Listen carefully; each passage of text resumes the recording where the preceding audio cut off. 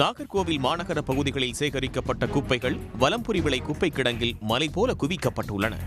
Bio mining முறையில் மாநகராட்சி நிர்வாகம் குப்பைகளை அகற்றுகிறது.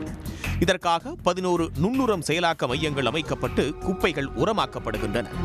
நாகர்கோவில் மாநகராட்சி பகுதியில் தினமும் சேகரிக்கப்படும் 150 டன் குப்பைகளில் 35 டன் குப்பைகள் நுண்ணுரம் செயலாக்க மையங்கள் மூலம் உரமாக்கப்பட்டு விற்பனை செய்யப்படுகிறது.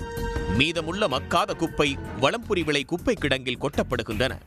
அவற்றில் திடீரென்று ஏற்படும் தீ விபத்துகளால் துர்நாற்றமும் புகை மண்டலமும் அப்பகுதி மக்களை கடும் அவதிக்கு ஆளாக்கி வருகிறது.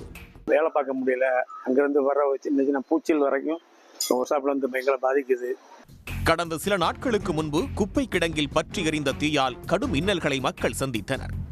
4 நாட்கள் போராடி தீயணைப்பு வீரர்கள் தீயை கட்டுக்குள் கொண்டு வந்தனர்.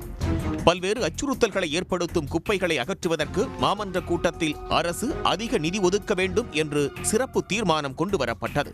ஒரு சிறப்பு தீர்மானத்தை நிறைவேற்றி இந்த குப்பைகளை எப்படியாவது சில மாதங்களில் அகற்றுவதற்கு அரசு நல்ல ஒரு ஏற்பாடை செய்ய வேண்டும் என்று தீர்மானத்தை நிறைவேற்றி வைத்திருக்கிறோம். அதனை மாண்புமிகு தமிழ்நாடு முதலமைச்சரோடவும் எங்களுடைய அமைச்சரோடவும் கொடுக்க இருக்கிறோம். கண்டிப்பாக ஒரு நல்ல முடிவு வரும் என்று எதிர்பார்க்கின்றோம். 80 கோடி ரூபாய் செலவில் கரியாக்கும் இயந்திரம் வாங்கினால் நாளொன்றுக்கு 100 டன் குப்பைகளை அகற்ற முடியும். பிளாஸ்டிக், இரும்பு, அலுமினியம் என தனித்தனியாக பிரித்து மக்கும் குப்பைகளை கரியாக மாற்றிவிடும் திறன் கொண்டது. வலம்புரி விளை குப்பை கிடங்கில் இயந்திரம் வைக்க போதிய இடமும் இருப்பதால் இயந்திரம் வாங்க மாமன்ற கூட்டத்தில் தீர்மானம் நிறைவேற்றப்பட்டது. விரைவில் முதலமைச்சரை சந்தித்து தீர்மானத்தை கொடுக்க இருப்பதாக நாகர்கோவில் மாநகராட்சி மேயர் தெரிவித்தார்.